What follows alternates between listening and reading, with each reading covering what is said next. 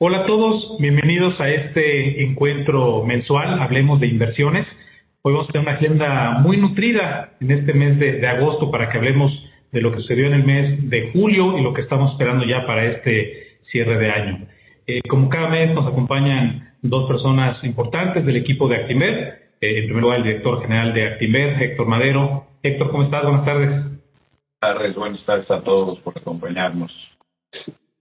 Y pues dando la bienvenida por primera vez a este evento a Diego Tarraz, que es el director general de la operadora de fondos. Diego, ¿cómo estás? Bienvenido, buenas tardes.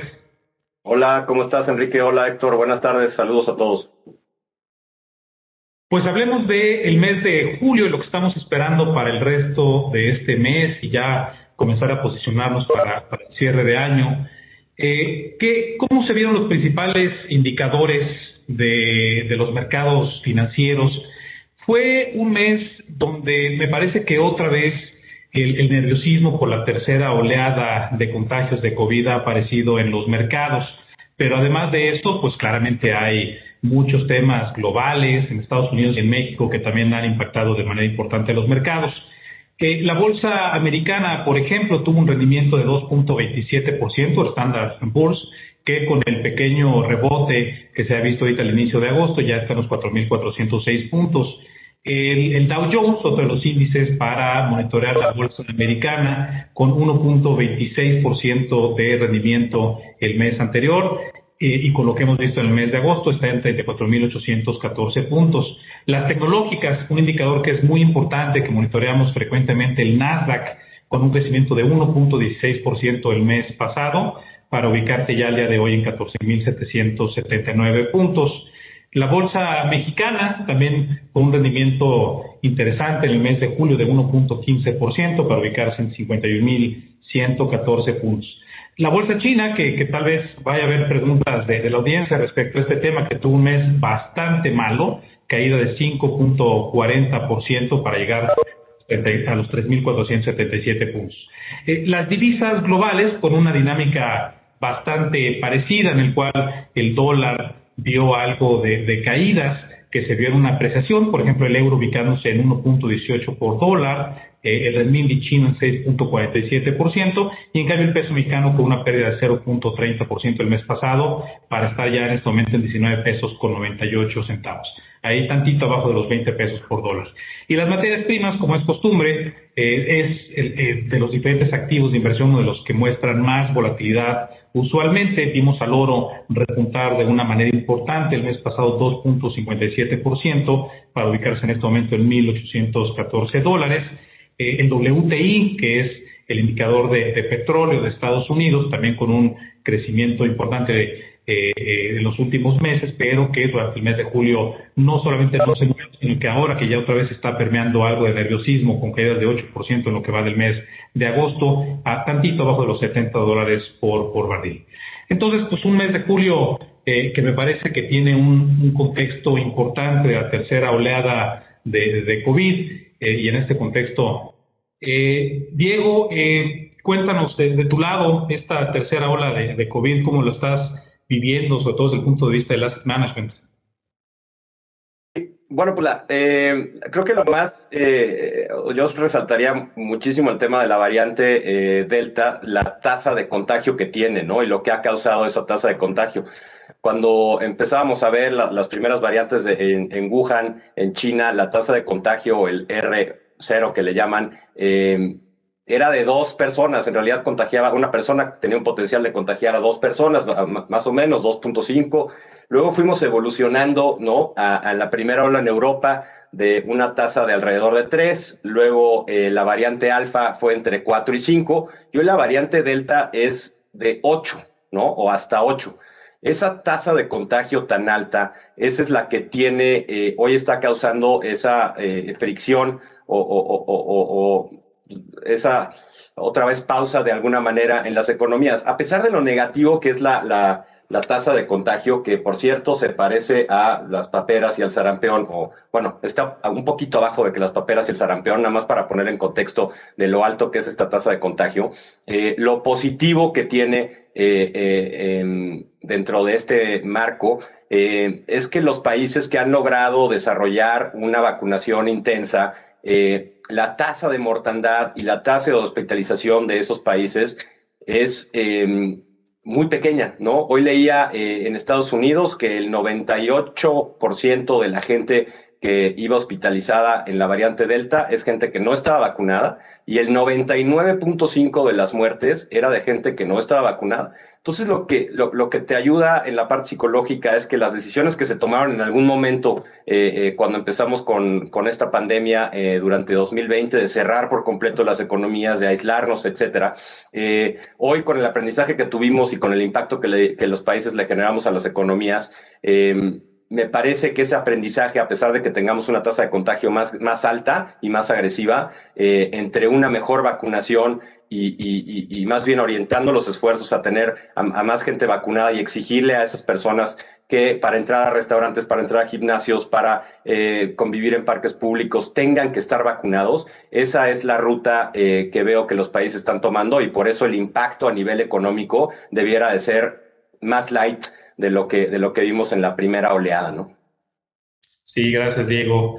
Tengo entendido que ya se arreglaron las dificultades técnicas, entonces, perdón, No sé si ya se oye mejor. que repitas. No sé si se oye mejor o no. Sí, yo te escucho mejor. ¿Sí? ¿Yo te escucho bien, sí? Perfecto. Bueno, yo lo que decía anteriormente, ¿no? Creo que el mes de julio fue un mes sorprendente. Tuvimos una subida muy importante de los mercados nuevamente. 2.27 en el S&P es algo extraordinario cuando el promedio, lo que platicaba es que había visto un estudio hace un par de días donde por lo general el mes de julio ha sido un mes positivo en los últimos 40 años, ¿no? Lo importante va a ser que sigue, porque el bimestre agosto-septiembre, así como julio por lo general es positivo, el bimestre agosto-septiembre por lo general es negativo, ¿no? Y estamos entrando de lleno al miedo de esta tercera ola. Estamos hablando ya de cierta desaceleración en lo que es la economía americana. Estamos viendo cómo la Fed empieza a reaccionar ante el brinco de la inflación.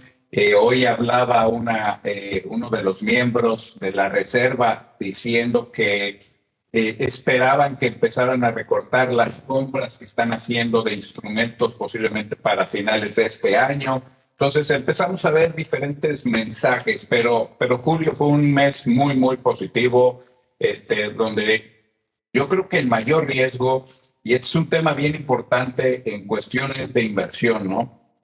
La gente siempre pone como primer punto el riesgo de invertir en los mercados. Pero creo que el mayor riesgo que puede existir para los inversionistas y para la gente es no estar invertido cuando vemos los ciclos como el que estamos viviendo el día de hoy, ¿no?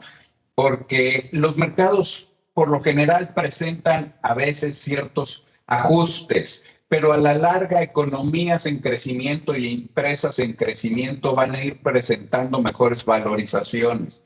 ¿Y qué riesgo el estar perdiendo estos rendimientos, sobre todo en un mundo donde hoy las tasas de interés son básicamente inexistentes?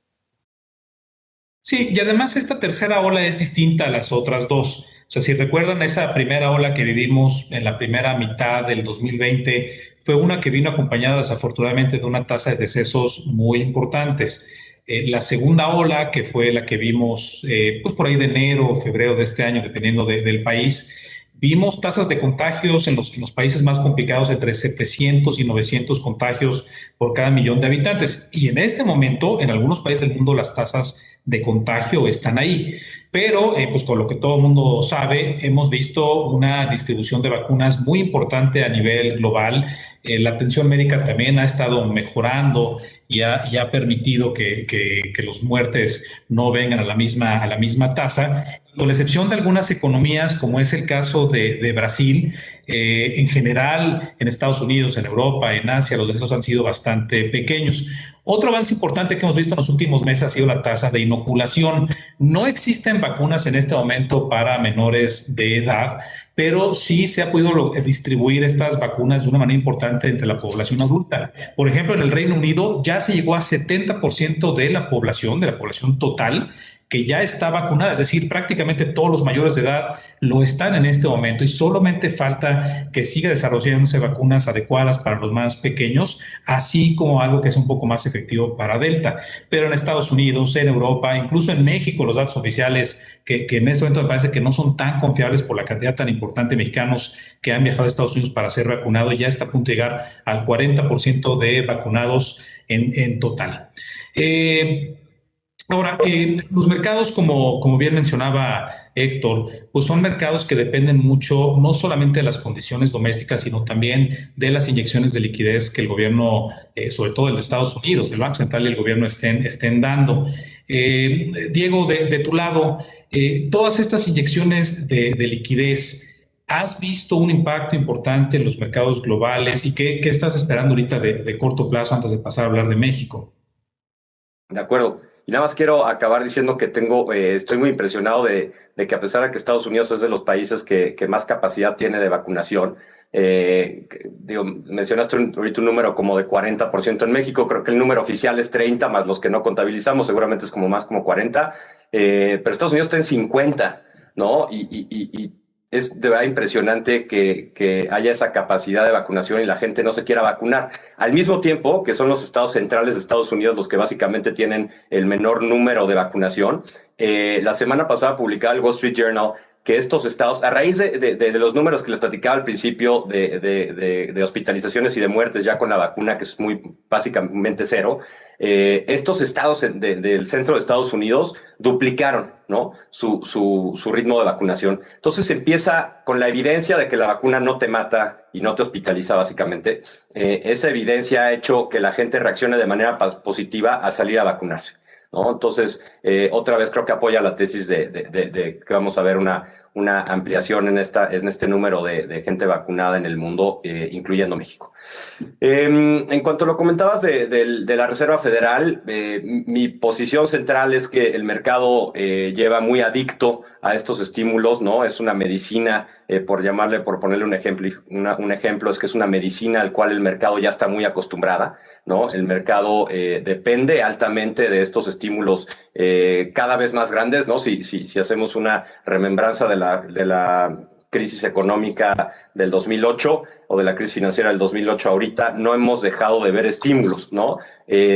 Claramente la última ola a raíz de COVID fue impresionante y también el nivel de recuperación fue de la mitad de tiempo de la crisis financiera, ¿no? Te sensibiliza en la cantidad de apoyo que hay. La Reserva Federal comprando 120 mil millones de dólares al mes, no ha parado ese ritmo de compra de bonos, ¿no? Lo cual le pone un soporte sin duda a los mercados. Yo te diría que sin esa medicina, los mercados, por donde están las valuaciones y por la reflación que hemos visto, sobre todo en los activos de riesgo, me parece que habría un periodo de inestabilidad alto en los mercados de renta variable, ¿no?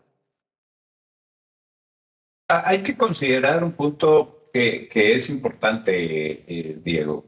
La realidad es que sí, la Fed ha estado inyectando dinero a la economía americana de una manera muy importante. Mucho de ese dinero le ha llegado a la gente a través de los cheques de apoyo, cosa que empiezan a terminar. Hoy salió la noticia que ya 29 estados en Estados Unidos terminaron el apoyo a la gente desempleada. Lo más interesante es que esto no ha hecho que la gente vuelva a buscar trabajo, sino que estamos viviendo un proceso de cambio bien importante. Ahora, ¿a dónde iba? Mucho de este dinero que el gobierno le ha dado a la gente ha terminado en las cuentas bancarias de la gente. Y al mismo tiempo, lo que ha hecho la Fed es que ha estado a través de reservas y pagándole a los bancos, retirando también esta parte del cash. Lo que está tratando es de nivelar para que no haya tampoco tanta presión inflacionaria de corto plazo. Cuestión que por unas o por otras no les ha salido, ¿no? Hemos visto una presión inflacionaria importante, sobre todo en lo que ha sido el verano, sobre todo muy medido en ciertos productos de commodities o de alimentos. Pero lo que también hemos visto es esta disrupción que generó el paro de la economía y los reacomodos a nivel global.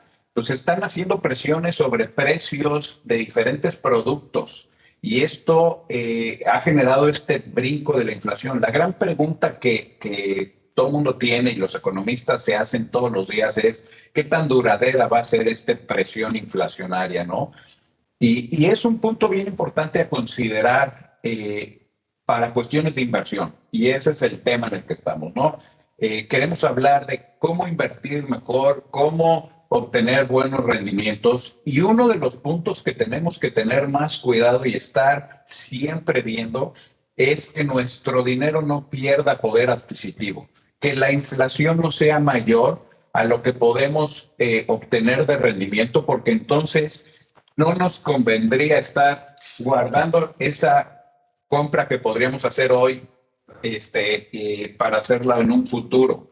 Entonces, yo creo que este es un tema central, qué tan duradera es la inflación que estamos viviendo en este momento. Y dos, ¿qué hacer ante un ambiente donde hay inflación alta? Porque yo soy de los que cree, y a ver, Enrique, ¿tú qué opinas? Que la Fed no lo va a decir abiertamente, pero su estrategia para los siguientes 2 o 3 años claramente es tratar de mantener las tasas bajas con una inflación más alta, con lo cual le beneficia brutalmente en el portafolio que tiene. Sí, y me voy a colgar de la pregunta que hacías, ¿cómo podemos proteger nuestro patrimonio en un entorno en el cual se ven presiones inflacionarias fuertes, unas tasas pues bajas, pero que van a comenzar a subir y cómo hay que posicionar los portafolios alrededor de esta dinámica? Primero, estoy de acuerdo contigo, la inflación es algo que llevábamos ya varios meses comentándose a los clientes, que estaba a punto de llegar. Me acuerdo a inicio de año que comenzamos a hablar, Héctor, de la inflación, hablábamos posiblemente de inflaciones del 4% o más, y resultó que nos quedamos cortos. Ha habido muchas dificultades para las diferentes cadenas de valor global, pues para contratar gente, como estabas mencionando, pero también para importar desde madera hasta cemento y todos los insumos que se necesitan para construir, para producir. Por darte un ejemplo, la inflación en Estados Unidos acumulada al mes de junio, que les recuerdo que en Estados Unidos la inflación usualmente es del 2% en todo el año. Nada más en la primera mitad del año ya está en 3.7%, ya está al doble en la mitad del año. Y esa pregunta de qué tan duradera va a ser la inflación, como buen economista mi respuesta va a ser, pues depende o quién sabe o alguna respuesta de ese tipo.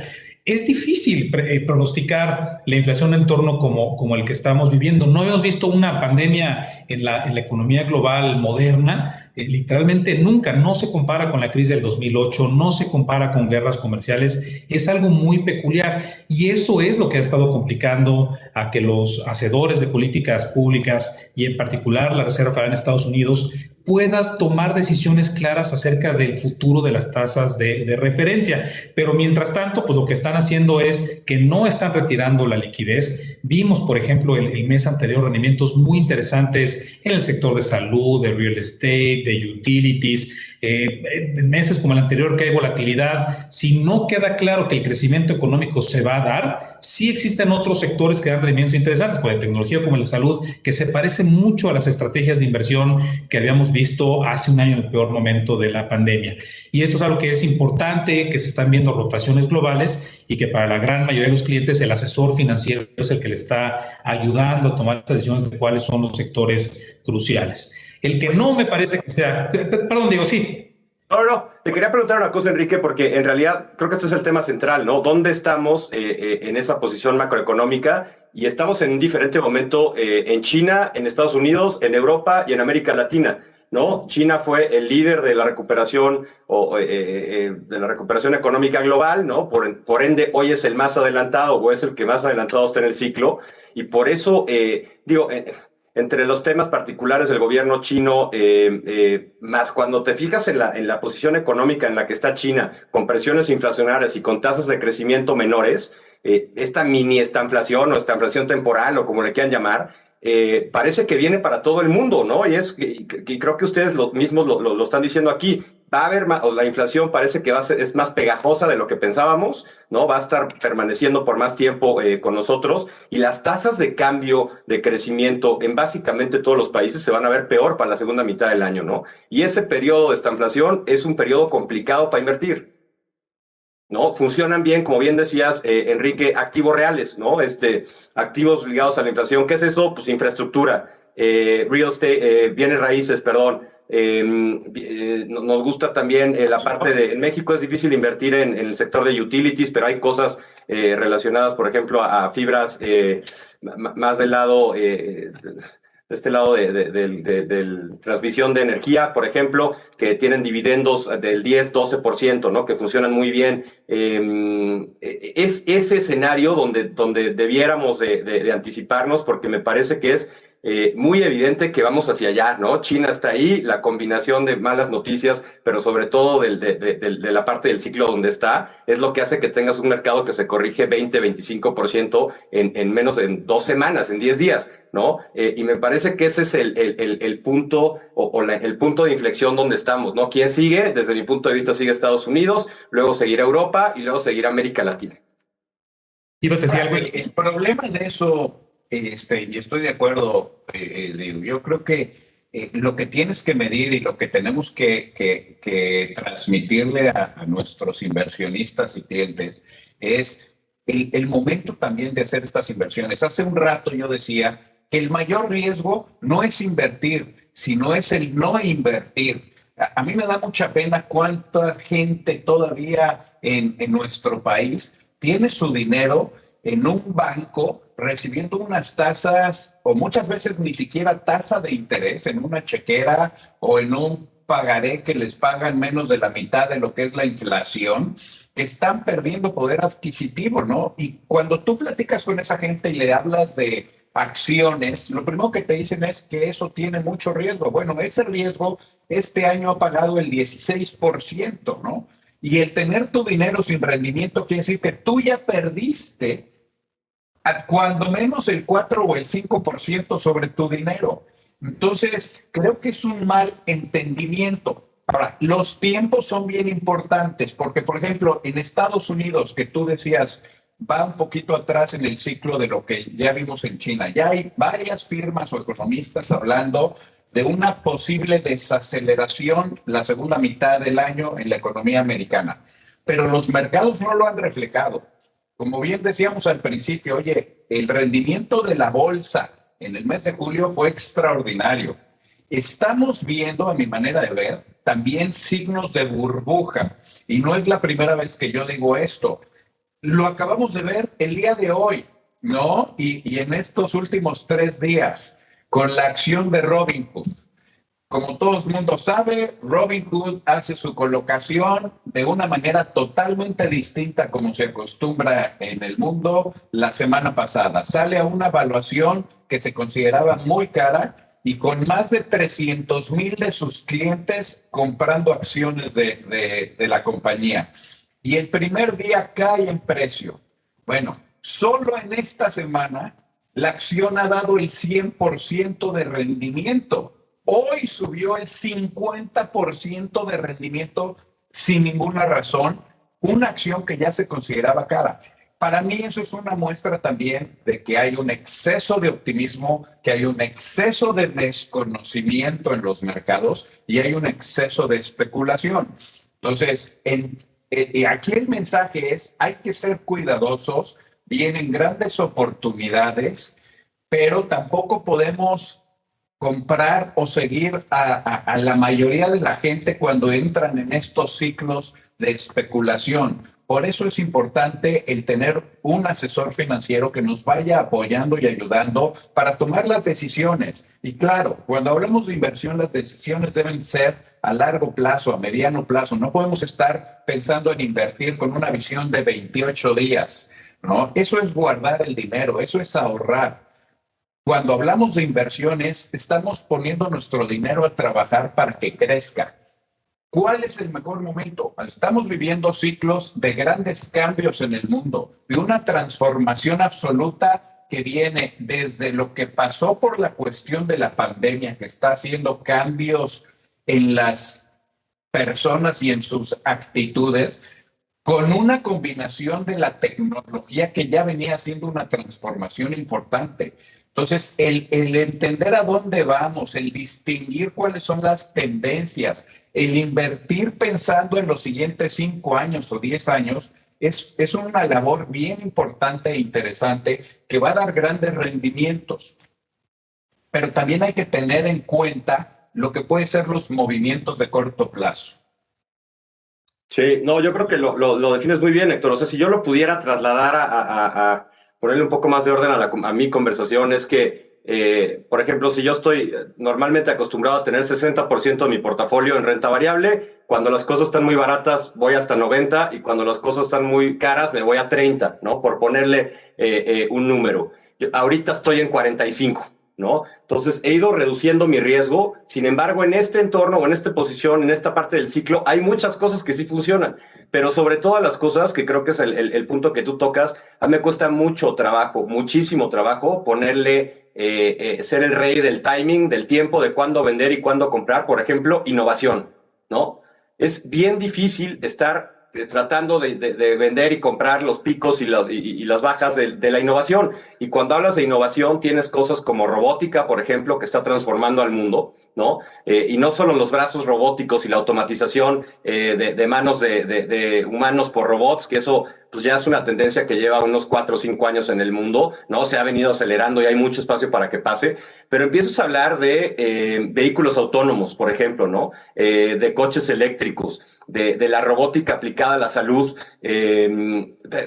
Esta carrera que vimos por la vacuna, de verdad que a mí me tiene muy sorprendido, ¿no? Que en menos de 6 meses el mundo se haya coordinado y hoy tengamos alrededor de 15 o 20 vacunas distintas en el mundo, pero sobre todo la tecnología que tienen estas vacunas es algo de sorprenderse, ¿no? Hoy las vacunas, antes las vacunas casi que te inyectaban el virus y tu cuerpo lo iba asimilando y así era como se vacunaba típicamente, y hoy las vacunas tienen una innovación que le enseñan básicamente a tu cuerpo a generar una proteína para inhibir un virus, ¿no? Y entonces traten de exponenciar eso que acabo de decir al cáncer, ¿no? Si logramos trabajar con el genoma humano para enseñarle a nuestro cuerpo a inhibir radicales libres, por ejemplo, vamos a cambiar la manera de cómo se ataca el cáncer. Entonces, no estar invertido en esas tesis es sumamente peligroso, como dices tú, Héctor. Claro, el mayor riesgo es no estar invertido, ¿no? Y profundizando en esto, recuerden que además va a ser un año donde estamos esperando que en México la inflación cierre arriba del 6%, en 6.3%, y la tasa de Banco de México que llegue posiblemente al 5.25, algo así, al final de año. No va a ser un año donde esas inversiones a las cuales nos acostumbramos en los últimos 5 años con tasas al 8%, inflación al 3%, ese periodo durante un buen rato no lo vamos a volver a ver en México y tenemos que estar viendo inversiones de otro tipo. No sé si les puedo preguntar un poco de tasas, si quieren hablar de ellas, sobre todo en este contexto que estamos hablando de inflaciones altas en Estados Unidos y en México. ¿Les ha cambiado el punto de vista de las últimas veces que hemos hablado? O Diego, que tú nos cuentes también lo que piensas. Yo hablaba hoy en la mañana con la gente de las mesas de dinero del grupo, porque si bien ante la presión inflacionaria la tendencia de las tasas debería ser para arriba y Banxico ya hizo su primer movimiento, yo lo que les decía es que la expectativa hoy del mercado es que va a haber, como tú bien decías, varios movimientos subsecuentes de Banxico subiendo la tasa para tratar de llegar al nivel de la inflación. Pero lo que creo que no estaban considerando es esta tercera ola ni su magnitud, ¿no? Porque ese es un contrapeso. Banxico tiene junta la próxima semana. Yo no quiero pensar cómo van a llegar a discutir el subir una tasa cuando hoy otra vez llegamos arriba de los 20,000 contagios. En el mes de enero, que fue hasta el momento actual el peor punto de la pandemia de nuestro país, estábamos en los mismos números de contagios que hoy, pero a este nivel llegamos ahorita solo con menos de 2 semanas de velocidad, cuando la vez pasada nos tardamos casi mes y medio, 2 meses para llegar a eso. Entonces, quiere decir que posiblemente para la próxima semana ya no vamos a estar en 20,000, posiblemente estemos en 25,000 o 30,000 contagios diarios.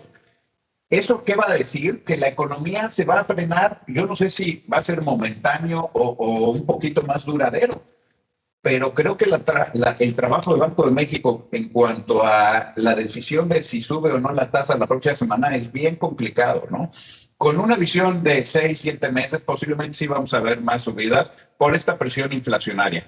Pero fíjate, en Estados Unidos los mercados reaccionaron inmediatamente. Desde hace una semana y media las tasas, en vez de subir, bajaron. Y ya empieza a haber gente que te dice que van a volverse a bajar del 1%.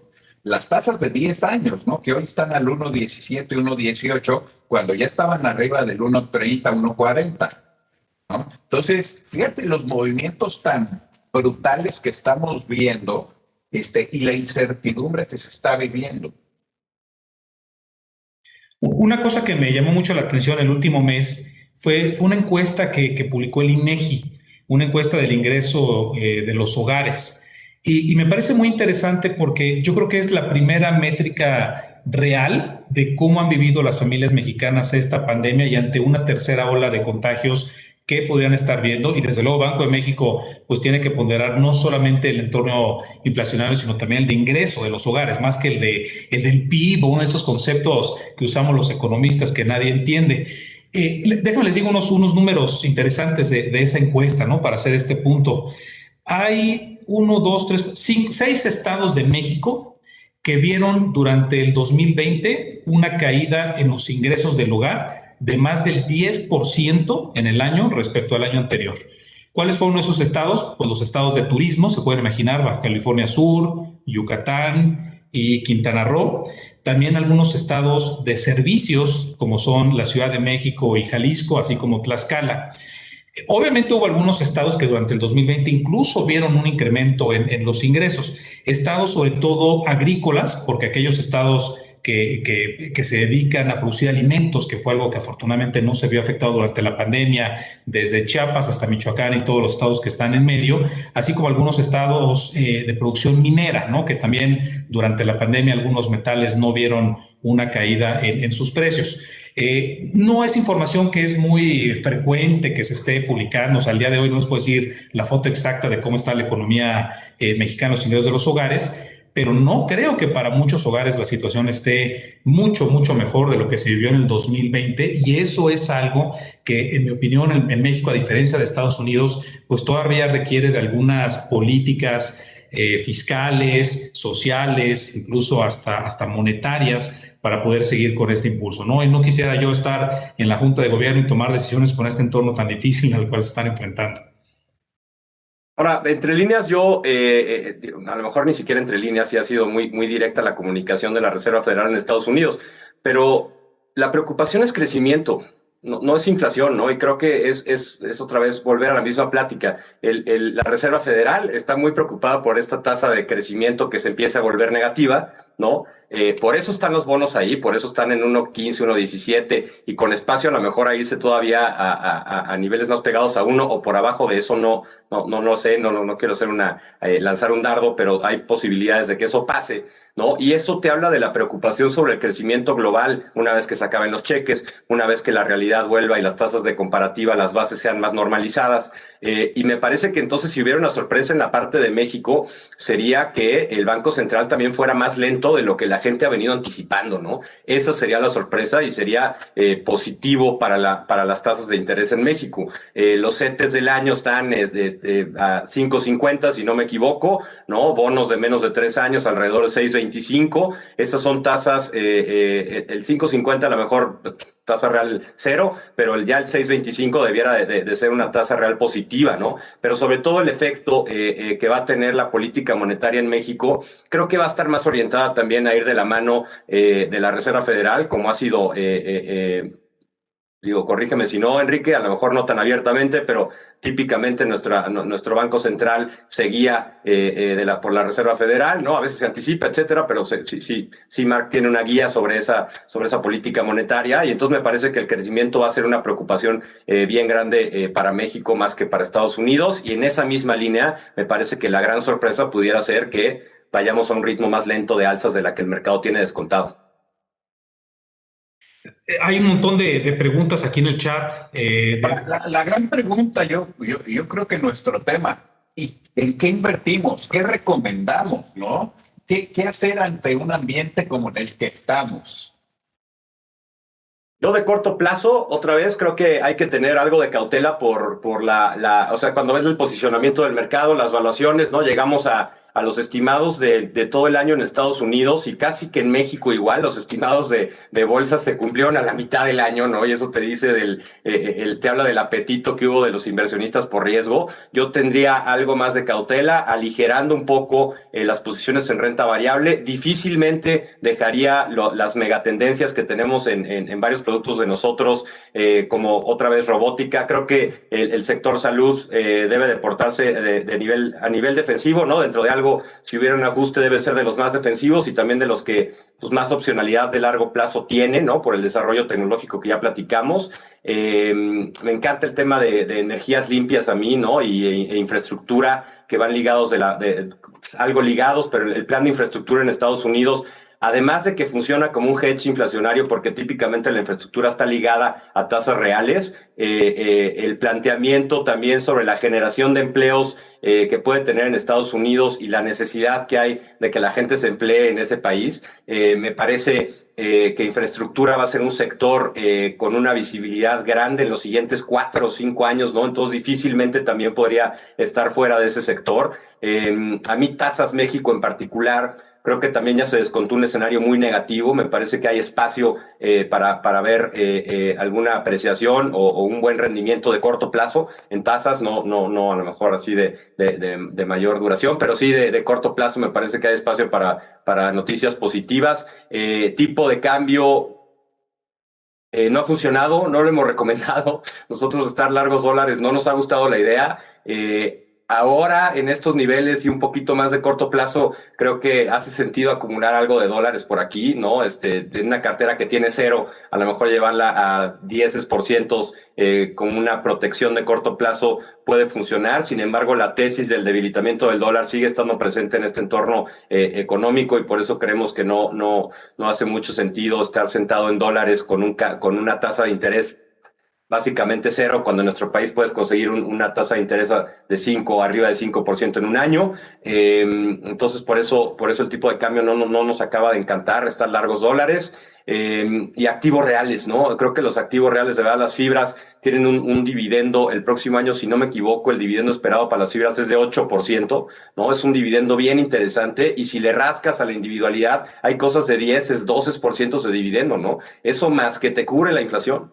Y hay sectores que funcionarán y otros que no, pero el sector industrial ha sido muy resiliente en México en los últimos 20 años, ¿no? No tendría por qué cambiar esa tesis. La parte de logística, hablando de lo resiliente del sector industrial en México, cosas como tracción que siguen cotizando a 6.5 veces EBITDA, llaman mucho la atención. Ves transacciones en México de la última milla, sobre todo como le llaman en la logística, que es la entrega final, por ejemplo, de comercio electrónico, ¿no? Hay transacciones en México en la parte privada llevándose a cabo a unos múltiplos dobles, triples de lo que les acabo de comentar en tracción, ¿no? Entonces hay mucho apetito por logística. La plataforma en México que tiene la mayor ventaja competitiva de escala, pues sin duda es tracción, ¿no? Me parece que sigue estando muy barata versus nivel global. Y el mercado chino abrió una ventana interesante, ¿no? Creo que ver estos mercados que se abaratan, y hablo del mercado en general, un mercado que se abarata 20%, cuando ya en términos fundamentales trae un descuento contra el mundo, ¿no? Que tiene innovación, que tiene escala, que también tiene restricciones y tiene controles, ¿no? Pero me parece que estas ventanas de oportunidad de acumulación en países como China son muy interesantes. A mí me gustaría ir un poco más allá, y estoy de acuerdo con muchos de tus comentarios, pero creo que la mejor manera de poder ayudar a nuestros clientes es dando portafolios recomendados específicos, porque cuando hablamos de los mercados en general se vuelve algo muy complejo. Y yo creo que también uno de los grandes cambios que vino a traer la pandemia es la globalización, ¿no? Esta semana salía ahí en un artículo del Economist, que es esta revista inglesa que no es muy querida en México porque ha sido crítica, pero hablaba sobre una encuesta con varios gentes de diferentes lugares del mundo sobre qué implicaciones y qué cambios esperar, ¿no? Y una que se me hizo bien interesante es cuando hablan de que el mundo ya es global, ya no es una cuestión local, sino es una cuestión global. Y lo estamos viviendo en México desde el año pasado en términos de inversiones. Hoy cuando hablamos de inversiones, ya no puede ser solo México o solo Estados Unidos, sino que ya hoy tenemos la oportunidad de poder hacer un portafolio global. Y esto nos lleva a unas ventajas increíbles, ¿no? Hay pocos lugares donde se pueda hacer eso. Por eso, repito, me preocupa cuando la gente tiene su dinero o en deuda o en una cuenta de cheques que está perdiendo poder adquisitivo, ¿no? Cuando hay tanta variedad de producto donde podrías estar invirtiendo. Yo estoy de acuerdo. Comprar dólares contra pesos y tener los dólares en un cajón o no invertidos no hace sentido. Pero ya que ponemos un mundo globalizado, yo sí creo que más de la mitad de un portafolio de inversión debería estar en monedas diferentes al peso, ¿no? Porque el crecimiento lo estamos viendo en otras partes. Y no estoy hablando de simplemente renta fija, pero yo sí creo que un portafolio, si viéramos, no sé, si yo tuviera 100 pesos, pues a lo mejor estaría poniendo 30 pesos o 35 pesos en pesos, ¿no? 35% en pesos, perdón. De eso a lo mejor traería un 20% en la Bolsa Mexicana de Valores, que sigo pensando que sigue mostrando un rezago importante contra bolsas de otros lados del mundo. Tenemos acciones realmente interesantes, buenas, con valuaciones muy, muy bajas, ¿no? De las muy tradicionales, como también empresas más jóvenes o medianas que no necesariamente son las más reconocidas, pero si nos fuéramos a lo muy grandote, ahorita hablabas, Diego, del plan de infraestructura de Estados Unidos, Cemex. Oye, Cemex está en el momento correcto, en el lugar correcto para estar aprovechando la ola que viene de inversión y de infraestructura en Estados Unidos por los siguientes 3 o 4 años, ¿no? Y te presenta una evaluación muy interesante. Pero hemos dicho con anterioridad también, oye, hay acciones medianas, City Express, oye, sí, está en el negocio del viajero de negocios y es muy cuestionado qué tanto va a regresar este mundo por la tecnología, pero hay que entender la realidad de nuestro país, no es el hotel del viajero de negocios fancy que puede entrar a una videoconferencia y hacer sus negocios por ahí, sino estamos hablando del que tiene que ir a ciudades medianas a cerrar, a vender sus productos, y ese negocio creo que en México todavía tiene un potencial muy, muy importante y estás valuando hoy la empresa a un descuento brutal. Hace poco hacíamos una colocación Vasconia, ¿no? Que todo el mundo la piensa y se la imagina con la empresa que hace los sartenes. Pues no, es una empresa productora de aluminio plano, que es de los principales productores de aluminio plano en nuestro país. Es una empresa industrial que está creciendo de una manera muy importante y que está beneficiada por el TEMEC. Aparte le surte a muchas de las nuevas industrias que están teniendo un gran apogeo. En fin, yo creo que una parte del portafolio yo sí lo canalizaba a acciones mexicanas porque creo que ahí hay una oportunidad. En la parte americana estoy de acuerdo. Yo creo que la bolsa americana hoy está cara. Posiblemente vamos a ver un ajuste en las siguientes semanas o meses. Creo que hoy está en el punto máximo, sobre todo cuando la expectativa es de una desaceleración, los múltiplos están hasta arriba. Hoy se ha desvirtuado, pero qué gran oportunidad para todo el mundo que no está metido en ese mercado, el poder aprovechar estos ajustes que vengan con la visión que tú decías. Oye, invertirse en fondos o en productos de salud, invertirse en fondos o productos de biotecnología o de energías renovables, con una visión a 5 años, ¿no? Y si escoges bien varios de estos productos y pones el 3-4% de tu portafolio en cada una de estas industrias, pues vas a llegar a un portafolio que vas a tener 20-30% de tu dinero en diferentes industrias, pero que están cambiando y modificando el mundo. Y por último, yo creo que también hay que ver la protección a la inflación, porque si creemos esa teoría de que los bancos centrales, principalmente el europeo y el americano, van a tratar de tener una inflación alta con tasas bajas para arreglar sus grandes problemas de apalancamiento, pues tendríamos que estar invirtiendo en productos que nos cubran ante eso, ¿no? Y ahí estamos hablando de las fibras, de los REITs en Estados Unidos, del oro. Yo creo que hoy un portafolio debería tener cuando menos un 5% invertido en un ETF de oro. ¿Por qué? Sí, Porque sí. te va a proteger, ¿no? Hoy mucha gente está buscando al Bitcoin en vez del oro como un sustituto, pero pues yo sigo pensando que el oro al menos lo puedo ver, agarrar y mover si yo quiero, ¿no? El Bitcoin, todavía no he visto un Bitcoin físico. No lo vas a ver. Oye, pero la verdad es que a mí también me llama mucho la atención el tema del oro. Creo que es de las incógnitas más grandes, sobre todo si vamos hacia el escenario que planteamos originalmente, que es inflación pues, sostenida todavía con peor tasas de crecimiento. Si no funciona el oro, hay que correr, ¿no? Porque ya no, o sea, si no funciona en ese escenario, ya no va a funcionar ningún otro. Debiera de ser el activo que más revaluación tuviera. Viene muy rezagado contra todos los activos inflacionarios. Yo también he estado recomendando, y en un fondo que tenemos con una estrategia más multiactivo, tenemos ahorita una posición exactamente del 5% en un ETF de mineras de plata, ¿no? Le estamos poniendo un poquito más de beta a la posición, pero oro, plata, y ya lo vieron ahí al principio de las láminas que presentó Enrique, es de los activos que peor se han portado, ¿no? Y están muy ligados a la inflación. Hay que traerlos, y sobre todo es traerlos como me gusta decirlo a mí, para no ser miope, ¿no? Ese tipo de cosas las traes como protección, por si el escenario que nunca crees que se va a dar, se da. ¿No? Esa es la manera de proteger los portafolios, tener ese tipo de coberturas. Entonces yo también recomendaría sin duda protección ahí en oro o plata, sobre todo creo que en oro es la manera más sencilla de jugarla.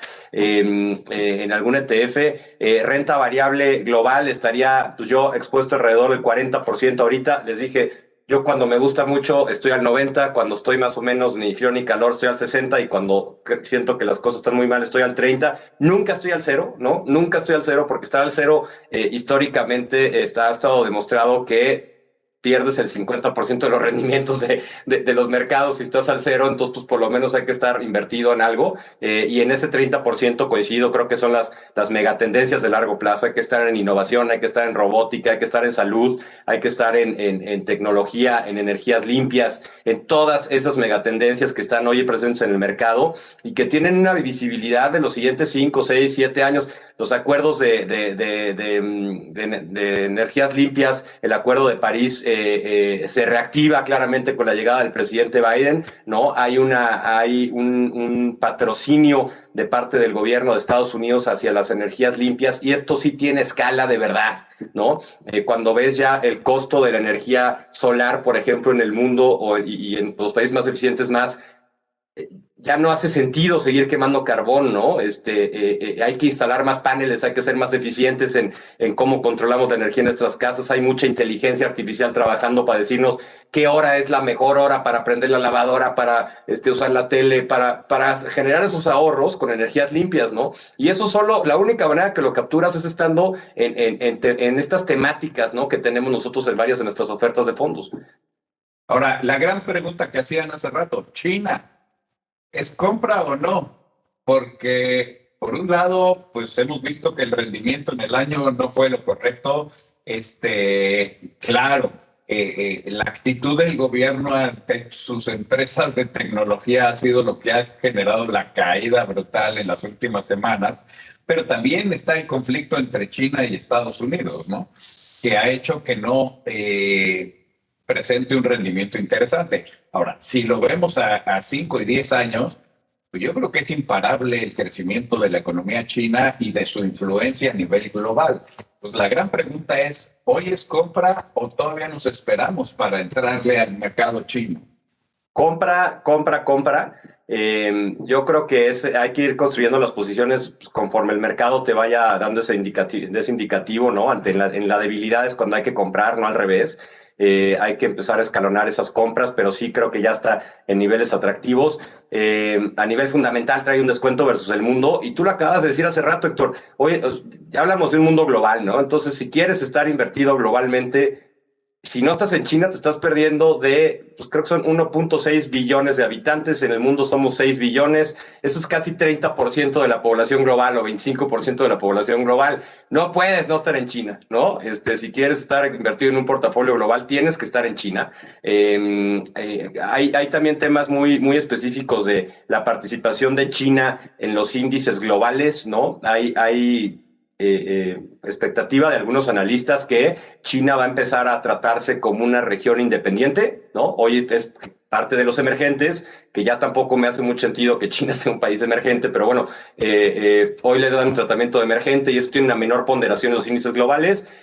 Hay indicios y expectativas de analistas que te dicen que China va a ser un bloque independiente en la participación global de acciones. ¿Y qué significa eso? Significa que los portafolios globales van a tener que estar mucho más expuestos a China, ¿no? Entonces sí, creo que es una gran oportunidad esta ventana de tiempo que estamos viendo. Otra vez, o sea, si su nivel, nosotros vamos a acumular hasta 10% de China, por ponerle un ejemplo, ¿no? Hoy llevamos acumulado, en la corrección acumulamos hasta 6%. Si vemos mayor debilidad, vamos a llevarlo a 10, ¿no? Hoy nos quedamos en 6 y el mercado rebotó y ya nos sentimos cómodos ahorita, pero si vemos más debilidad, vamos a crecer nuestra posición hasta nuestra posición objetivo, que es 10%. Estamos celebrando que Estados Unidos llegó este segundo trimestre del año a niveles de actividad económica prepandémicos. China también lo hizo en el segundo trimestre, pero del año pasado. Es una economía que tiene una velocidad que es muy difícil de replicar y además es una economía que está jalando a muchas otras economías. No solamente hay que voltear a ver a China, hay que voltear a ver a Australia, que le exporta mucho a China, hay que voltear a ver a Malasia, que le exporta mucho a China. Y de hecho en The Economist, que mencionaba Héctor, hay una gráfica que salió en el tomo pasado de para los diferentes países del mundo cuál era su principal cliente, a quién le exportaban más. Y hace 20 años, con la excepción de 2 o 3 por ahí puntitos, era Estados Unidos.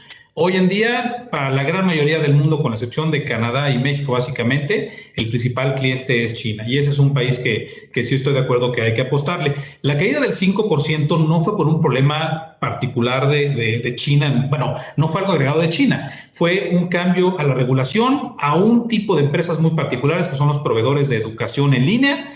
Se equivocó el gobierno, es una historia que se escucha en muchas economías emergentes, causaron pánico con el resto de las empresas tecnológicas, pero creo que está haciendo un esfuerzo importante el gobierno para tranquilizar a los inversionistas globales y que otra vez regrese el dinero. Con una economía china que va a crecer casi a dobles dígitos en promedio en los últimos 2 años, en este momento la bolsa china ha dado 0% en el año, perdió todo lo que había dado. Entonces sí me parece que es una compra bastante obvia, igual que como piensan ustedes dos. Oigan, tenemos muy poquito tiempo, ya tenemos casi que cerrar. No sé si Héctor, tú quisieras hacer una última pregunta de inversiones y que tal vez tú cerraras el evento. Mira, yo creo que si podemos mandar un mensaje es que el riesgo mayor en términos de inversión es no hacer una inversión, ¿no? Quitar ese concepto de que invertir en acciones o en empresas es algo muy riesgoso. Es más riesgoso no invertir en ellas y perderse estos ciclos que estamos viviendo de transformación del mundo. Dos, creo que al hablar de inversiones hoy tenemos que hablar de un portafolio global. Tenemos las ventajas y las oportunidades. No importa cuánto dinero tengas. puedes estar invirtiendo en el fondo de salud, que tiene empresas de todo el mundo que están invirtiendo en estas cuestiones de descubrimientos y de cosas nuevas. Puedes invertir en el fondo de robótica, que igual no solo son empresas americanas, son empresas japonesas y empresas europeas, y estamos participando de la tendencia en el mundo. Hoy se puede comprar el ETF de oro de una manera sencillísima y no se requieren grandes montos. Entonces, yo creo que aquí el mensaje es, hay una gran oportunidad. Sí estamos en un punto donde a lo mejor se podría considerar que los mercados están caros, pero conforme vayamos viendo ajustes en estos, nos va a abrir esa oportunidad de podernos posicionar y hacer realmente un portafolio correcto para aprovechar lo que viene en los siguientes 2 y 3 años, que creo que van a seguir siendo de grandes rendimientos en los activos, porque la tasa de interés va a permanecer muy baja y vamos a tener inflación. Y eso lo que quiere decir es que si no estamos correctamente invertidos, nuestro dinero va a perder. Ahí sí estamos perdiendo, y lo peor es que mucha gente no es consciente de eso. Yo quiero hacer un último comercial antes de pasar la palabra. Métanse a la página de análisis, es una página muy buena. Tenemos un contenido de economía mexicana y global, tenemos de empresas mexicanas y globales. La página es actinveranalysis.com. Cualquier cliente puede entrar con el mismo número de cliente con el que revisan su estado de cuenta. Es facilísimo que entren. Pueden recibir el análisis por correo, lo pueden recibir por WhatsApp. Si alguien no es cliente, hágase cliente. Pero si todavía no lo es y nada más les falta unos días para hacerlo, también les podemos crear una cuenta temporal de una semana para que puedan tener acceso a eso. Y recuerden consultar con su asesor esta información, cualquier duda. Hay muchísimas oportunidades de inversión, de instrumentos en directo, de fondos.